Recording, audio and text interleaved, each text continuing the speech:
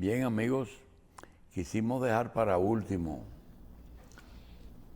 esta felicitación porque nos afecta positivamente, que además del ministro de Obras Públicas por sus obras, además de Abel por su ciudad limpia y además del Homs por todo lo que ustedes van a ver después y de la medicina en Santiago en términos generales, porque no es solamente el Homs, Corominas y la Unión Médica realmente tienen un secretico, que son unos administradores que son una estrella. Y todo eso está digitalizado. También quiero felicitar y felicitarnos, porque es de nuestros 3 principales patrocinadores, a L&R Comercial. No han realizado la inauguración, pero está abierta L&R en Santiago. Ah, qué bien, ¿verdad? Qué bueno. Así que además de Santo Domingo, La Vega, Bonao, Baní, Asua, Higüey, Romana, perdón, San Pedro, son 34, no, con esas son 35 sucursales. Así es que a don Abel ya estará en Santiago inaugurando, pero eso está abierto. ¿Usted ha visto algunas instituciones privadas que uno puede con toda certeza llegar a un pueblo y decir, ¿dónde está tal cosa? Ya L&R está así también. De que dice, ¿dónde está el L&R de este pueblo? Y le contestan que sí, está en tal sitio. Sí, eso pasó mucho antes, en el pasado, cuando tú decías, ¿dónde está el Banco Agrícola? ¿Dónde está el Banco de Reserva? Ahora, ¿dónde está el L&R? Sí. Señores, le damos la bienvenida a un médico, epidemiólogo, el doctor Julio Castro. El doctor Julio Castro es médico, epidemiólogo y especialista en enfermedades transmisibles. Como una nota curiosa, quiero decir que él es primo hermano de una de las personas más queridas aquí en esta revista, que tiene su mismo apellido, Jesús Castro Marte, obispo de la diócesis de Higüey, que Monseñor Castro, primo de Julio Castro. Doctor, bienvenido a la revista. Gracias. Doctor, el neumólogo tuvo mucho auge cuando vino el coronavirus, porque los efectos eran de neumónicos. Pero ustedes, los epidemiólogos, se pusieron primero de moda porque tienen mucho que ver con prevención, con vacunación. Y nosotros hasta ese momento, lo único que conocíamos era un colega suyo, apellido Garib, que estaba... Zacarías Garib. Zacarías Garib. Zacarías. Su abuelo se llamaba Zacarías. Sí, de San Juan. Del Cercado. De Cercado, sí. Bien. Zacarías, hijo de Ranza y Elías. Sí. Vamos a decirle que el doctor Castro es epidemiólogo y que primero queremos que nos diga, doctor, la experiencia de estos, desde el día que los chinos dijeron que ahí apareció el coronavirus hasta hoy. Lo que más me llama la atención es que no habíamos vivido una pandemia y no habíamos vivido una prórroga de esa pandemia, que todavía hoy salud nos dice que hay casos. Lo primero es que usted nos ayude a definir cómo se llama una enfermedad, una epidemia, una pandemia, un brote. ¿En qué se diferencia uno de otro? Muy bien. O sea, pongamos como ejemplo la propia China. La propia China tenían allá el SARS-CoV-1 y tenían procesos neumónicos agudos del SARS-CoV-1. Todo lo que se daba en el ámbito respiratorio ellos lo entendían como SARS-CoV-1 y tenían ya los protocolos y el control. De repente, un oftalmólogo detecta una desviación y actúa casi como epidemiólogo, porque el epidemiólogo lo que tiene que detectar son las desviaciones de las amenazas y los riesgos que se desvían de lo que es normal, de lo que esperamos normalmente en el año, en las 52 semanas o 53 a veces, epidemiológicas, que comienzan los domingos y terminan los sábados. Entonces, en ese interín nosotros tenemos que agarrar todo lo que se desvía del patrón que tiene que ver con la curva epidemiológica, con el corredor epidemiológico, lo que es máximo y lo que es mínimo, y va trazando un corredor. Entonces ahí, para nosotros, esos movimientos que están registrados, nosotros podemos evaluarlo, lo que es normal, ¿verdad? Lo que es endémico, porque ya tiene una condición de que aparece. Lo que es epidémico, que es aquello que hace punta y desata una alarma epidemiológica, una alarma temprana. Pero antes, incluye ahí, doctor. Sí. Pandemia es el mundo entero. Pandemia el mundo entero. Epidemia es en una zona. En una hace punta. Correcto. En una zona. En una sola zona. Y brota es en un solo pueblo, en un solo lugar. En un solo hospital, sí, es donde brota. Sí.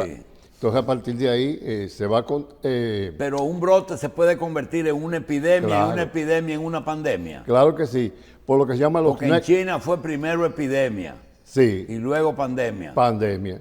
Porque entonces inmediatamente pasa a 5 países o a 8 o 10 países, ya nosotros tenemos un descontrol de lo que son las fronteras por regiones, y eso fue lo que pasó a Italia, y en Italia, de Italia explotó, pasó a España y se llevó la población de Valencia, esas poblaciones que tienen muchas personas en edades avanzadas, se los llevó.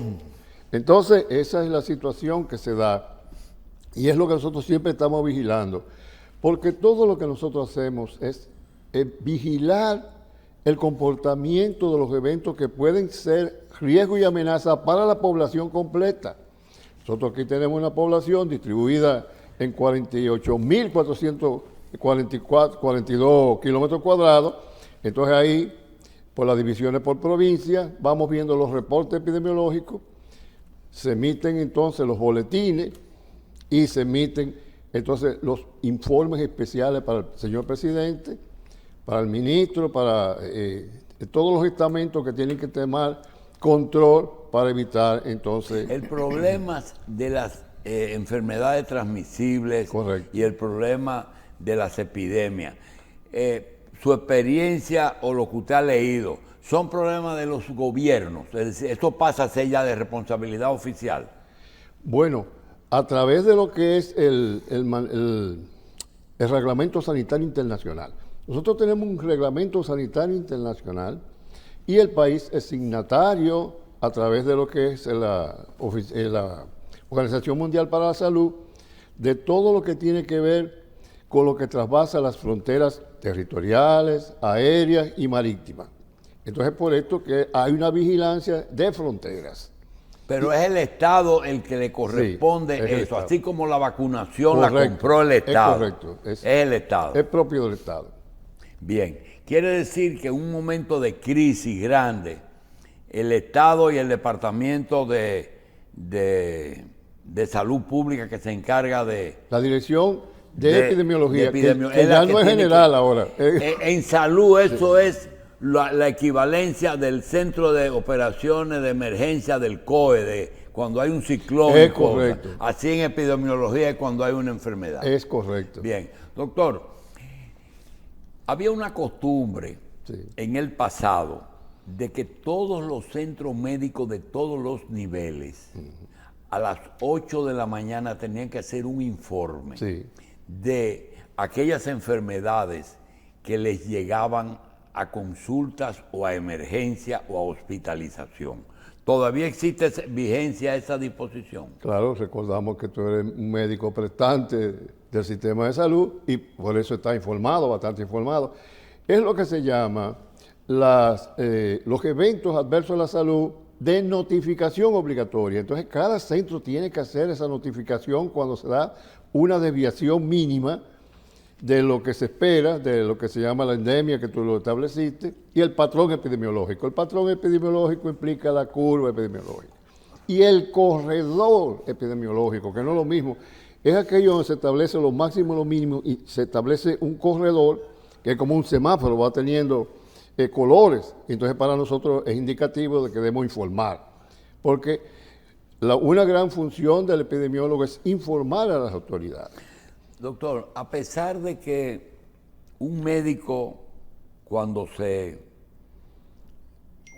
gradúa en un centro, en una universidad, supuestamente está preparado integralmente Sí. para conocer la prevención, conoce anatomía, fisiología, Sí. funcionamiento, también tratamiento, enfermedades, todo lo conoce. Pero en donde ejerce, a veces tiene la tendencia, y eso lo aprendimos del doctor Han, a veces Sí. una enfermedad de Asia, asiática o tropical, un médico norteamericano que ejerza, digamos, en Kentucky, no se le ocurre recibir un paciente y pensar en esas cosas, pudiendo ser posible. Sí. Quizás algún médico que esté en Florida, que entra en muchos vuelos de América del Sur, pueda entender. El conocimiento de la epidemiología es importante en un médico en que cuando recibe un paciente piense en todas las posibilidades. Correcto, porque nosotros pensamos en términos colectivos, en términos globales ahora.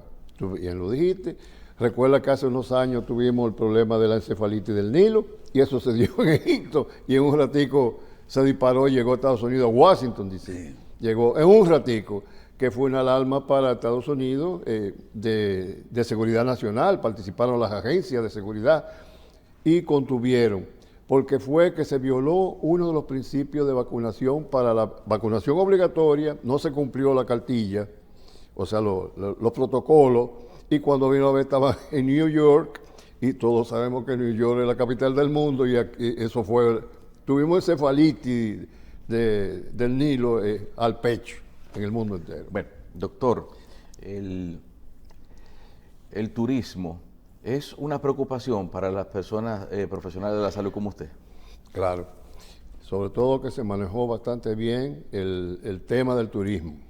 Tenemos que saber que el turismo es uno de los renglones importantes, que hace grandes aportaciones a nivel de lo que es el Producto Bruto Interno. Pero a veces un exceso de restricciones que son apropiadas para mantener la salud de un pueblo pueden también ir en contra de lo que es esa actividad también. Sí, pero recordemos que hubo lo que fue todo un buen manejo, y ahí tenemos que felicitar al doctor Rafael Sánchez Cárdenas, que tuvo un buen manejo y al mismo presidente Danilo, que tuvo un buen manejo de esa parte, la contuvo. Hubiera sido peor si el presidente Luis Rodolfo Abinader Corona recibe un daño en salud sumamente que no pudiera contener. Entonces, la parte de salud, el presidente recibió una condición aceptable, tú ves, que no pasó quizás en otros renglones. No quiero meterme porque nosotros somos amigos de Danilo. Doctor, Sí. el proceso de vacunación no le llamó la atención, por ejemplo, a una persona que tiene tantos años como epidemiólogo, que a veces la investigación se toma años Sí. en desarrollar una vacuna. Sí. ¿No le llamó la atención la velocidad en que aparecieron primero las pruebas y luego la vacuna? Y después resulta que hicieron firmar a los países que no los demanden por efectos colaterales, que no nos cumplieron, que perdimos. La Pfizer, sí. ¿Le llamó la atención? Sí, claro, se dio el debate con el presidente Trump y Fauci. Recordemos que Anthony Fauci generó una discusión bien tensa con el presidente Trump. En un momento él lo despidió. Dijo, usted está despedido del gobierno, usted no me entra más al gabinete. Participé en el gabinete precisamente con la vicepresidenta en lo que fue el estudio y la contención, y uno de los puntos que tuvimos fue la vacuna. Tuvo el doctor José con nosotros de vacunología, y ahí se tomaron determinaciones sumamente importantes. Y hay que felicitar entonces al licenciado presidente de la República, Luis Rodolfo Abinader Corona, sí, porque se tomó lo que fue la medida correspondiente de aplicar las vacunas chinas. Una de las cosas que ha asumido este gobierno es sectorizar, sí, no solamente los problemas, sí, pero sobre todo los problemas. Mire, cuando vino la pandemia, se creó aquella famosa comisión de lucha contra el coronavirus, sí, que tenía sede en Palacio, sí, que estaba el señor Montalvo, sí, que estaba el ministro, sí, y que estuvo también hasta el director de Sedimat, que todavía hoy es miembro de esa comisión. Sí, sí. Pero este gobierno lo ha generalizado en que cuando, sin haber problemas o en sitios donde son álgidos, pues se usa conformar, por ejemplo, aquella vez el gabinete de salud. Exactamente. Que era todo el mundo con la vicepresidenta. Correcto. Ahora la vicepresidenta está en energía, es decir... Y lo vemos bien eso. Generalmente, estos gabinetes que son tan heterogéneos, que a veces se hacen disolutos, teniendo tantos departamentos como son, por ejemplo, el de Agricultura, que tiene 5 o 6 departamentos de INEPRE, Agricultura, Instituto Agrario, Banco Agrícola, Salud Pública, sí, que tiene ahora la Seguridad Social, que tiene el CISARRIL, que tiene demasiadas cosas. Realmente, usted ve bien que lo que hacen epidemiología, que trabajan cuando hay, sí, crisis, sí, se conformen con un líder que coordine todos esos movimientos. Es claro que sí. Siempre hay un debate en lo que es centralización, descentralización, concentración, desconcentración. Se centralizan las decisiones, se concentran los recursos. Entonces, ahí siempre es necesario que haya una persona que ese movimiento tipo tango, tipo acordeón de tango, y tú que eres un experto en lo que es la visión integral de los problemas de Estado.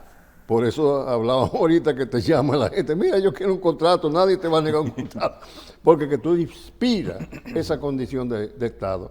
Entonces, por eso mismo, en la epidemiología es necesario un poco de liderazgo, en el cual se asuma a veces centralización, descentralización, que pueda administrar lo que es la concentración de los recursos, vacunas, todo eso, que lo pueda concentrar. Bien, doctor, el mensaje más importante que usted le puede llevar en este momento a todo el mundo que puede estar viendo esto es el siguiente.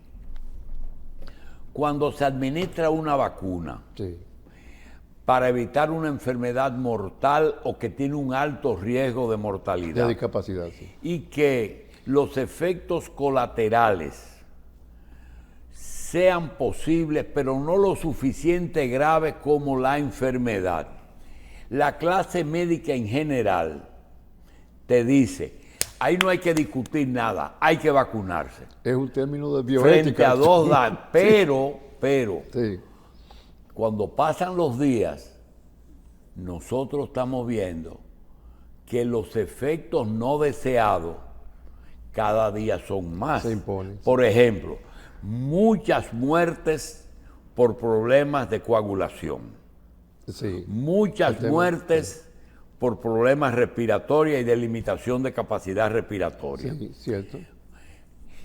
¿Cuál sería, qué dice la literatura mundial ahora, ya que hay 2 años ya de experiencia, de que ahora ¿usted recomendaría que se sigan vacunando o que lo piensen 2 veces? Porque se demostró también que uno se cura del coronavirus, que no mata siempre. Bueno, lo que remitieron casi totalmente sin ningún tipo de intervención.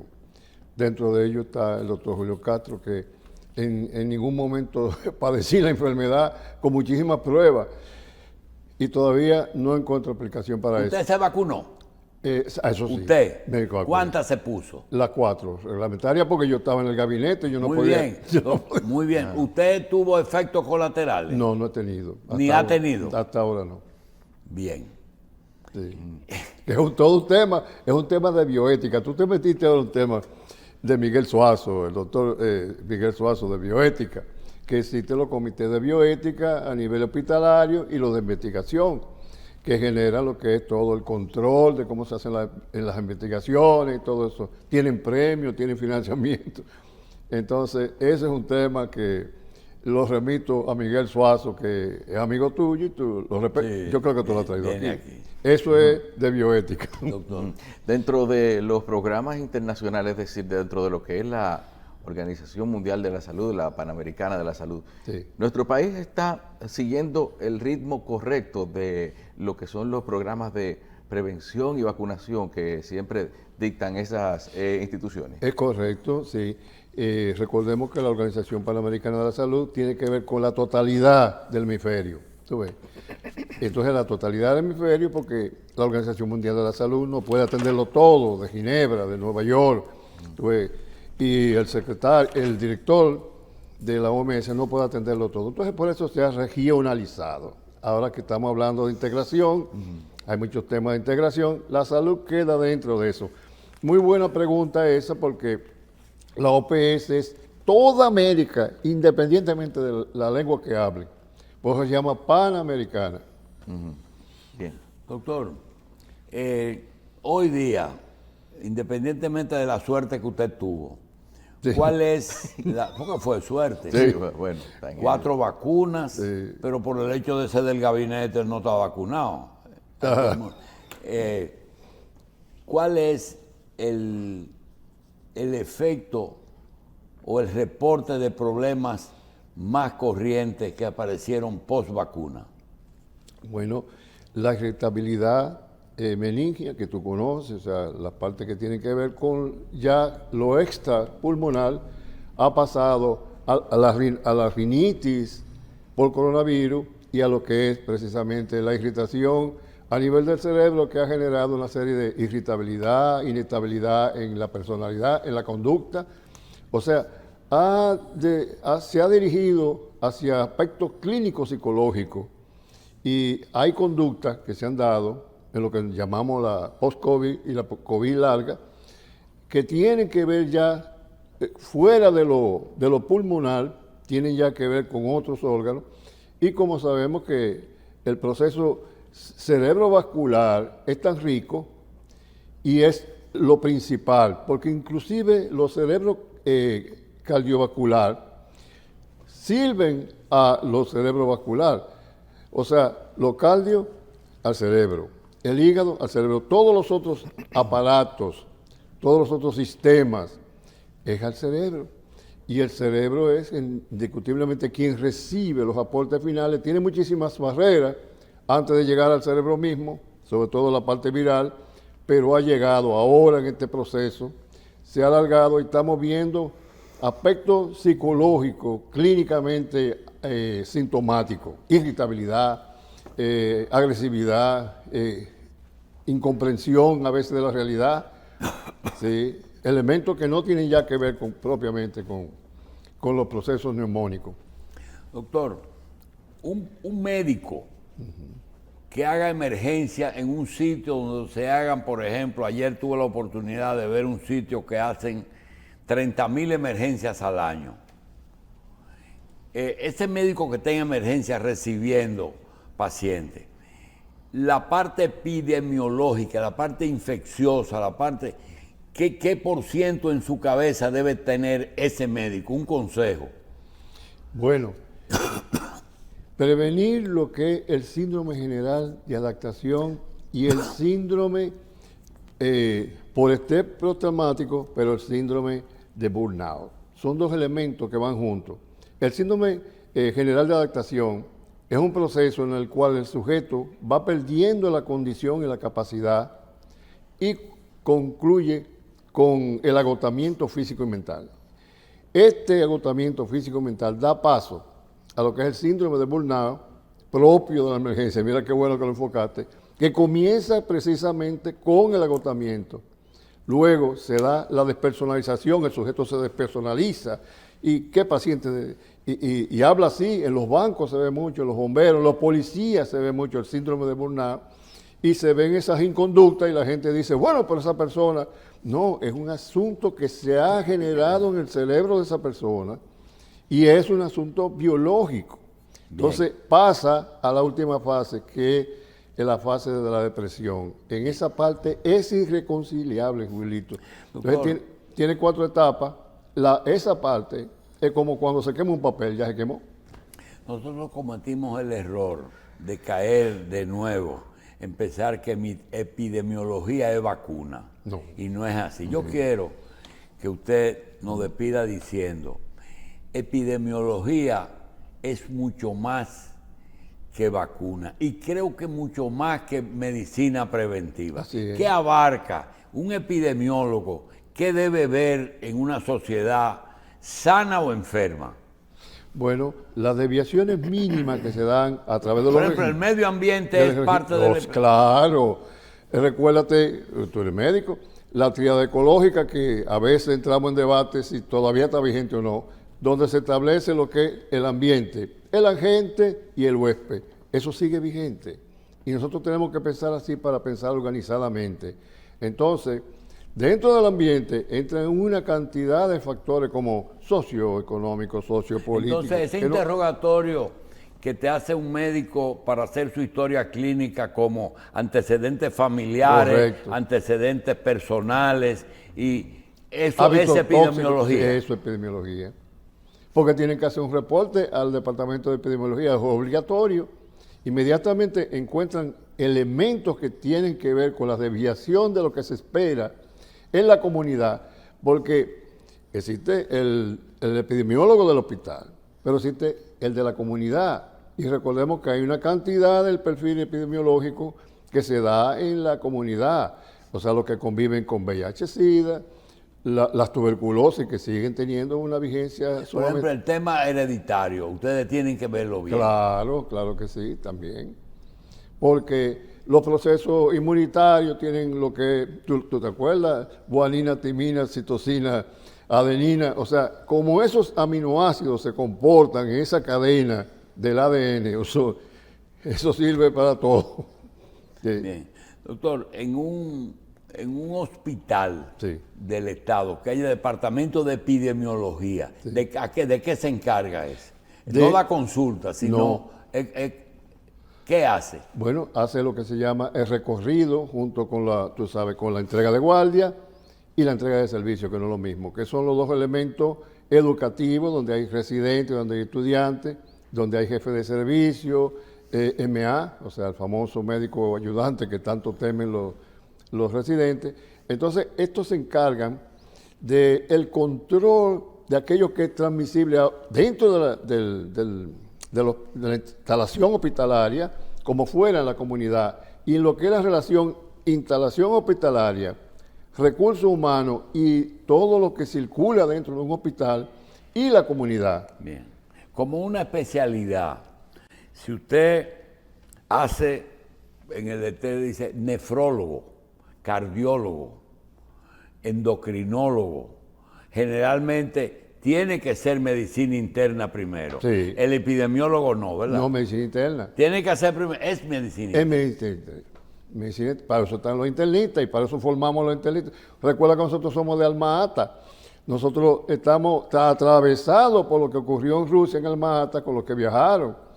Y viajaron allá y allá bebieron de lo que fue un lema que trajeron, que traspasó la literatura, todo, que se llamó Salud para Todos en el año 2000, que fue malentendido. Sí. Que pensaron que en el año 2000 ya la nos mandan un mensaje ahí, nos dicen que si la obesidad es una epidemia. Sí, en Estados Unidos tienen un descontrol con eso por la tendencia a la diabetes y a todos los otros elementos.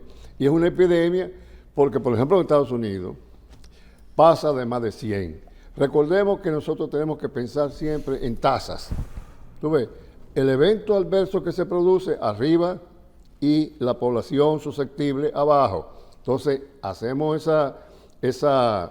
ese cociente, ese coeficiente, lo establecemos y lo ponemos ahí multiplicado por un integrador, por 100, por 1000, por 10.000, para entonces que tenga sentido, porque a veces da cifras y no hay enfermedad que dé a una persona y media. Ya yo he visto que la epidemiología tiene áreas comunes con toda la parte de la medicina. Sí. Ahora, tengo un amigo epidemiólogo Sí.